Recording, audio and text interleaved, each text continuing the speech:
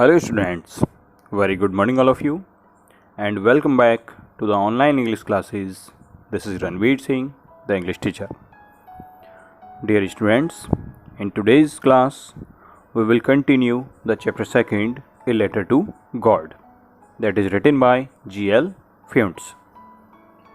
पिछली वीडियो में हमने डिस्कस किया था इसकी G.L. Fuentes के बारे में और इस लेसन की शुरुआत के बारे में, जिसका कि मेजर कैरेक्टर लेंचो होता है। वो बहुत ही गरीब है, एक वैली में एक क्रेस्ट के ऊपर उसका घर होता है और कॉर्न उसने अपनी फसल के रूप में की हुई है।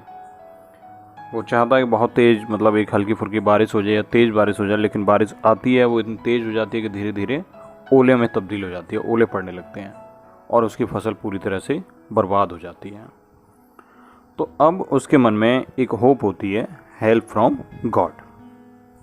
तो यहाँ तक हम पढ़ चुके थे, आज इससे आगे कंटिन्यू करते हैं। आइए शुरू करते हैं। Lencho was an ox of man working like an animal in the fields but still he knew how to ride.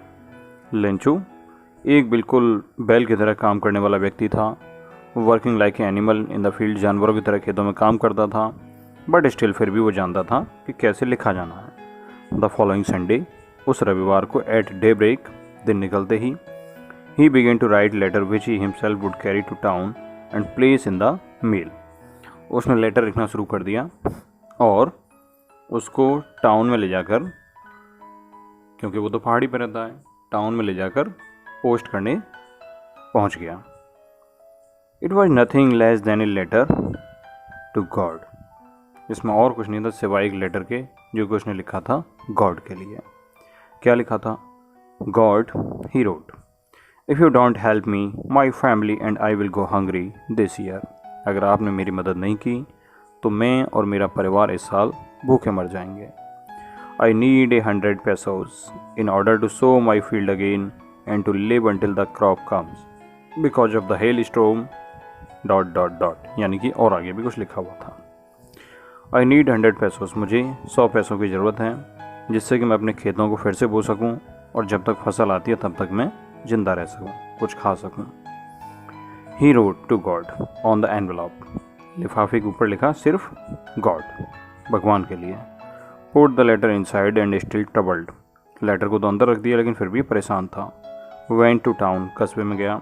At the post office, he placed a stamp on the letter. एक stamp उसने letter पर लगाई and dropped it into the mailbox. और mail box में उसको डाल दिया। One of the employees, who was a postman and also helped at the post office, went to his boss laughing heartily and showed him the letter to God. तो वहाँ post office में जितने भी कर्मचारी काम करते थे उनमें से एक, जो कि वहाँ का पोस्टमैन था और पोस्ट ऑफिस के काम में भी हेल्प करता था, वो हंसते हुए, दिल से हंसते हुए, बड़ा तेज हंसते हुए उस लेटर को लेकर के पोस्ट मास्टर के पास गया। Never in his career as a postman he had known that address. अपने पूरे करियर के दौरान कभी भी उसने इस तरह का एड्रेस कोई देखा ही नहीं था। द पोस्ट मास्टर, जो उसका पोस्ट मास्टर है, ए फैट एमिएबल फेलो, जो कि मोटा है और बड़ा एमिएबल मतलब फ्रेंडली है। ऑल्सो ब्रोक आउट लाफिंग, वो भी बहुत तेज हंस पड़ा। But almost immediately he turned serious, लेकिन अचानक ही वो सीरियस हो गया।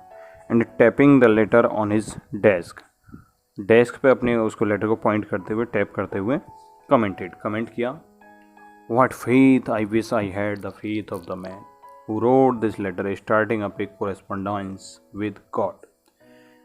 कि कितना विश्वास है, काश मेरे अंदर भी इस व्यक्ति के जैसा विश्वास होता, जो कि अपना लेटर किसके लिए लिख रहा है? गॉड के लिए, गॉड से बातचीत करना चाह रहा है।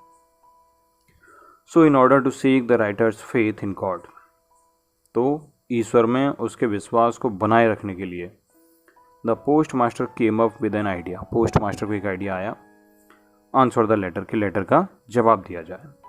But when he opened it, जैसे उसने उसे खोला, it was evident that to answer it he needed something more than goodwill, ink and paper. तब उसे पता चला कि आंसर देने के लिए सिर्फ अच्छी इच्छा शक्ति और पेपर और इंक ही पर्याप्त नहीं है, लेकिन इससे भी ज़्यादा और कुछ चाहिए। But he stuck to his resolution, लेकिन वो उसके दृढ़ निश्चय पर अडिग था। He asked for money from his employees. अब पोस्ट मास्टर ने वहाँ जो काम करने वाले हैं उनसे मदद के लिए कहा। He himself gave part of his salary, अपनी सैलरी का कुछ हिस्सा दिया। And several friends of his were obliged to give something for an act of charity. और पोस्ट मास्टर के कुछ दोस्तों ने भी दान किया। It was impossible for him to gather the 100 pesos। अब उसके लिए भी 100 पैसे एक साथ इकट्ठे करना बड़ा मुश्किल था। So he was able to send the farmer only a little more than half. तो इस तरह वो आधे से कुछ ज़्यादा पैसे भेजने में सक्षम था। He put the money in an envelope. अब उसने वो मनी एनवेलप में रखी, लिफाफे में रखी। Addressed to Lencho and with them a letter containing only a single word as a signature God. अब ऊपर तो एड्रेस लिख दिया लेंचो के लिए और उसमें एक लेटर रख दिया जिस पे सिर्फ एक सिग्नेचर ग्रुप में एक अक्षर लिखा, शब्द लिखा हुआ था, God. Next, the following Sunday Lencho came a bit earlier than usual to ask if there was a letter for him। अगले संडे को लेंचो जितना और दिन जल्दी आता था उससे कहीं जल्दी पहुंच गया था पूछने के लिए कि क्या उसके कोई लेटर आया है। It was the post master himself. Postmaster खुद वहाँ खड़ा हुआ था। Who handed the letter to him, जिसने खुद से वो लेटर पोस्टमैन को दिया। While the postmaster experiencing the contentment of a man who has performed good deed looked on from the doorway of his office। तो पोस्टमैन ने उसको letter दिया जबकि पोस्ट मास्टर दरवाजे के पीछे, दरवाजे से ऑफिस में अपने बैठे हुए देख रहे हैं। क्या देख रहे हैं? वो उसके चेहरे पे एक संतुष्टि का भाव देखना चाहते हैं। कंटेंटमेंट मीन्स संतुष्टि का भाव देखना चाहते हैं कि जिसने इतना अच्छा काम किया है। Lencho showed not the slightest surprise on seeing the money। अब लेंचो को थोड़ी सी भी हैरानी नहीं हुई। क्यों नहीं हुई? अब ये चीज़ दिखाती है कि लेंचो का विश्वास इतना अडिग था, उसे पता था कि मेरे लिए पैसे भेजे ही जाएंगे। सच वाज हिज कॉन्फिडेंस, इतना मजबूत उसका भरोसा था। बट ही बिकेम एंग्री, लेकिन वो नाराज हो गया। When he counted the money, जब उसने पैसों को गिना। God could not have made a mistake, भगवान कभी गलती नहीं कर सकते हैं। Nor could he have denied Lencho what he had requested, ना ही वो लेंचो को कभी मना कर सकते हैं जो भी उसने मांगा है। ये किसके वर्ड्स हैं? लेंचो के। Immediately Lencho went up to the window to ask for paper and ink. तुरंत ही वो लेंचो विंडो पर गया और उसने पेपर और इंक पूछा। On the public writing table, उस राइटिंग टेबल पे ही स्टार्टेड टू राइट, उसने कुछ लिखना शुरू किया। With much wrinkling of his bro मतलब आईब्रोज को सिकोड़ते हुए, बाहों को सिकोड़ते हुए अब उसने लिखना शुरू किया। Caused by the effort he had to make to express his ideas. अब उस ये सब ऐसा क्यों कर रहा है कि वो अपने आइडियाज़ को एक्सप्रेस कर रहा है, तो उसके चेहरे पे भी ये चीज़ें दिखाई दे रही हैं। व्हेन ही फिनिश्ड, जब उसने लिख लिया, he went to the window, वो खिड़की पर गया। टू बाई ए स्टाम्प, एक स्टाम्प और खरीदी। Which he licked and then affect to the envelope with a blow of his fist. Stamp खरीदी, लिक्ड उसको जीभ से उस पर चाटा, उसको थूक लगाया। And then affect to the envelope, फिर उसको लिफाफे पे लगा दिया। With the blow of his fist, और अपनी हथेली से उस पर दबाव डाला। The moment that the earlier fell into the mailbox the post master went to open it. It said, जैसे उसने उसको लेटर को मेल बॉक्स में डाल करके वो तो चला गया, तुरंत ही पोस्ट मास्टर वहाँ पहुँचा और उसको निकाला। उस पर क्या लिखा हुआ था? God of the money that I asked for only 70 pesos reached me. मैंने जो पैसे तुमसे मांगे थे उनमें से सिर्फ 70 पैसे मेरे पास पहुँचे हैं। सेंड मी द रेस्ट, मुझे बाकी भी भेजिए। Since I need it very much, क्योंकि मुझे इसकी बहुत ज़्यादा ज़रूरत है।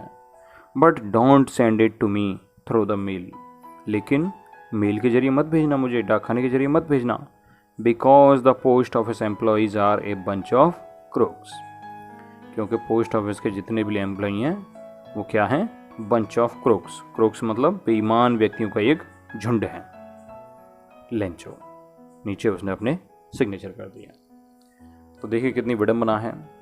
गॉड के लिए लेटर लिख रहे हैं, गॉड तक वो पहुंचता ही नहीं है। पोस्टमैन ने उसको लिया, पोस्ट मास्टर को दिखाया, सब लोगों ने हेल्प की, यानी अच्छा काम किया, और अनजाने वो व्यक्ति उन्हीं को गलत कह रहा है। तो वास्तव में जैसा हम सोचते हैं वैसा नहीं होता है। रियलिटी कुछ हटके ही होती है, कुछ हमारे बिलीव्स होते हैं जिनके आधार पे हम डिसीजन लेते हैं, लेकिन ये सच नहीं है कि हमेशा हमारे जो बिलीव्स हैं वो सही ही साबित हों। So students, it was the chapter a letter to God. I hope आपको अच्छे से समझ में आया होगा। फिर भी आपकी कहीं कोई क्वेरी होती है तो आप मेरे साथ कभी भी डिस्कस कर सकते हैं। Okay students, thank you so much, have a nice day.